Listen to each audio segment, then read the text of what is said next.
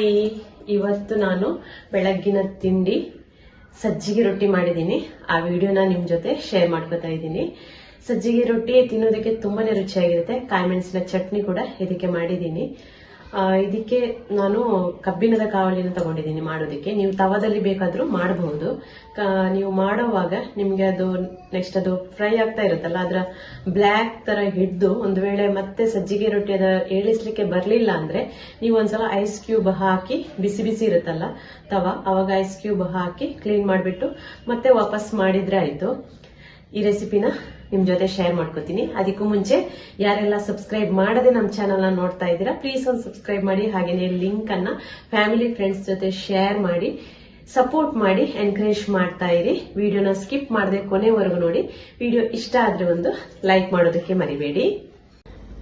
ನಾನಿಲ್ಲಿ ಸಜ್ಜಿಗೆ ರೊಟ್ಟಿಗೆ 1 ಗ್ಲಾಸ್ ಅಷ್ಟು ಸಜ್ಜಿಗೆನ ತಗೊಂಡಿದ್ದೀನಿ. 1 ಈರುಳ್ಳಿನ ಕಟ್ ಮಾಡಿ ಇಟ್ಕೊಂಡಿದ್ದೀನಿ, ಮೀಡಿಯಂ ಸೈಜ್ ಈರುಳ್ಳಿ. ಹಾಗೇನೆ ಸ್ವಲ್ಪ ಕಾಯಿ ಮೆಣಸು, ಸ್ವಲ್ಪ ಕೊತ್ತಂಬರಿ ಸೊಪ್ಪು, 1 ಮುಷ್ಟಿಯಷ್ಟು ತೆಂಗಿನ ತುರಿ, 1 ದೊಡ್ಡ ಮುಷ್ಟಿಯಷ್ಟು ಅವಲಕ್ಕಿ, ಇಲ್ಲಿ ರುಚಿಗೆ ತಕ್ಕಷ್ಟು ಉಪ್ಪು, ನಾನೊಂದು 3/4 ಟೀ ಸ್ಪೂನ್ ಅಷ್ಟು ತಗೊಂಡಿದ್ದೀನಿ. ಹಾಗೇನೆ 3 ಟೇಬಲ್ ಸ್ಪೂನ್ ಅಷ್ಟು ಸಕ್ಕರೆಯನ್ನು ತಗೊಂಡಿದ್ದೀನಿ. ಸ್ವಲ್ಪ ಮೊಸರು ತಗೊಂಡಿದ್ದೀನಿ. ಇದು ಬೇಕಿದ್ರೆ ಹಾಕ್ಬಹುದು, ಇಲ್ಲಾಂದ್ರೆ ಸ್ಕಿಪ್ ಮಾಡಬಹುದು. ನೀರಲ್ಲೇ ಮಿಕ್ಸ್ ಮಾಡ್ಕೋಬಹುದು. ಇವಾಗ ಇದೆಲ್ಲವನ್ನು ಮಿಕ್ಸ್ ಮಾಡ್ಕೊಳ್ಳೋಣ. ಇವಾಗ ಇದೆಲ್ಲಾನು ಸೇರಿಸ್ಬಿಟ್ಟು ಒಂದ್ಸಲ ಮಿಕ್ಸ್ ಮಾಡ್ಕೊಳ್ಳೋಣ. ಇವಾಗ ನಾಳೆ ಬೆಳಿಗ್ಗೆ ಏನ್ ತಿಂಡಿ ಮಾಡೋದು ಅಂತ ಯೋಚನೆ ಮಾಡುವವರಿಗೆ ನಾಳೆ ಬೆಳಿಗ್ಗೆ ಸಜ್ಜಿಗೆ ರೊಟ್ಟಿ ಮಾಡಬಹುದು ಅಂತ ಒಂದು ಐಡಿಯಾ ಸಿಕ್ತಲ್ಲ. ವರ್ಕಿಗೆ ಹೋಗೋರಾದ್ರೆ ಇದನ್ನ ಸಂಡೇ ಮಾಡಿ, ಯಾಕಂದ್ರೆ ಸಜ್ಜಿಗೆ ರೊಟ್ಟಿ ಮಾಡೋದಕ್ಕೆ ತುಂಬಾ ಟೈಮ್ ತಗೊಳ್ಳುತ್ತೆ. ಅಂದ್ರೆ ಅದು ಫ್ರೈ ಆಗೋದಕ್ಕೆ ಸಣ್ಣ ಉರಿಯಲ್ಲಿ ನಾವು ಅದನ್ನ ಕಾಯಿಸಬೇಕು. ಒಂದ್ಸಲ ಇದನ್ನ ಮಿಕ್ಸ್ ಮಾಡ್ಕೊಳ್ಳೋಣ.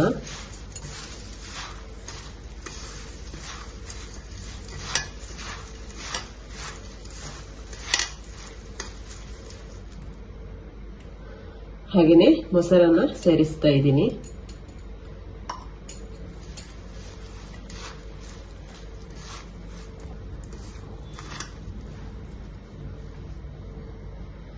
ಇವಾಗ ಅದೇ ಗ್ಲಾಸ್ ಅಲ್ಲಿ 1 ಗ್ಲಾಸ್ ಅಷ್ಟು ನೀರನ್ನ ಸೇರಿಸ್ತಾ ಇದ್ದೀನಿ.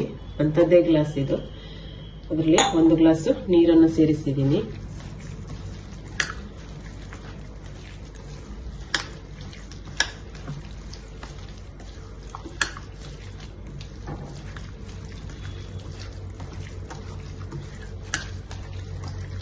ನೀವು ಮೊಸರು ಸ್ಕಿಪ್ ಮಾಡ್ತೀರಂತಂದ್ರೆ 1/4 ಗ್ಲಾಸ್ ಅಷ್ಟು ನೀರನ್ನ ಸೇರಿಸಿ, ಇಲ್ಲಾಂದ್ರೆ 1 ಗ್ಲಾಸ್ ಅಷ್ಟು ಸಾಕಾಗ್ತದೆ ಮೊಸರು ಸೇರಿಸಿದ್ರೆ.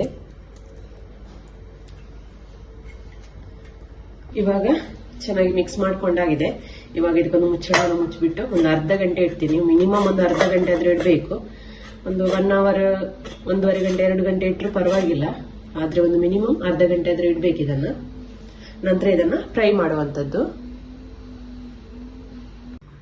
ಇವಾಗ ನೋಡಿ, ಸಜ್ಜಿಗೆ ರೊಟ್ಟಿನ ಫ್ರೈ ಮಾಡೋದಕ್ಕೆ ಕಬ್ಬಿಣದ ಕಾವಲಿನ ಇಟ್ಟಿದ್ದೀನಿ.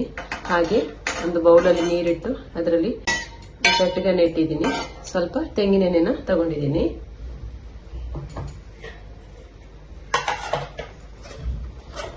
ಇವಾಗ ನೋಡಿ, ಅರ್ಧ ಗಂಟೆ ಆಗಿದೆ.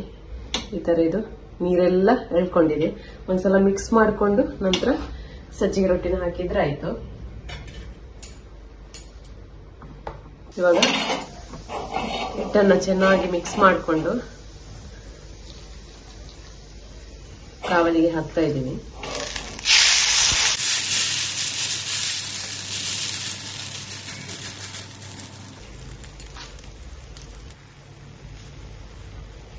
ಹಾಗೆ ಸ್ವಲ್ಪ ಎಣ್ಣೆನ ಸೈಡಲ್ಲಿ ಹಾಕ್ತಾ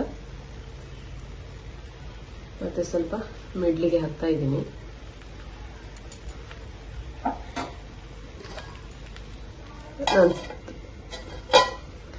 ನಂತರ ಒಂದು ಮುಚ್ಚಳನ ಮುಚ್ಚಿಬಿಟ್ಟು ಸ್ವಲ್ಪ ಹೊತ್ತು ಹಾಗೆ ಕಾಯೋದಕ್ಕೆ ಬಿಡಬೇಕು.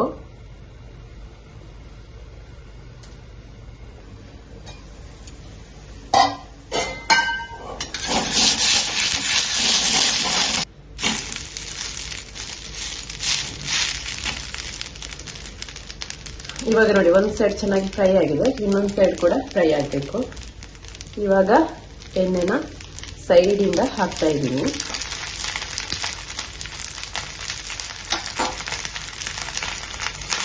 ಸಿಮ್ಮಲ್ಲಿ ಇಲ್ಲ ಅಂದ್ರೆ ಮೀಡಿಯಂ ಫ್ಲೇಮಲ್ಲಿ ಇಟ್ಟು ಕಾಯಿಸಿದ್ರೆ ಆಯ್ತು.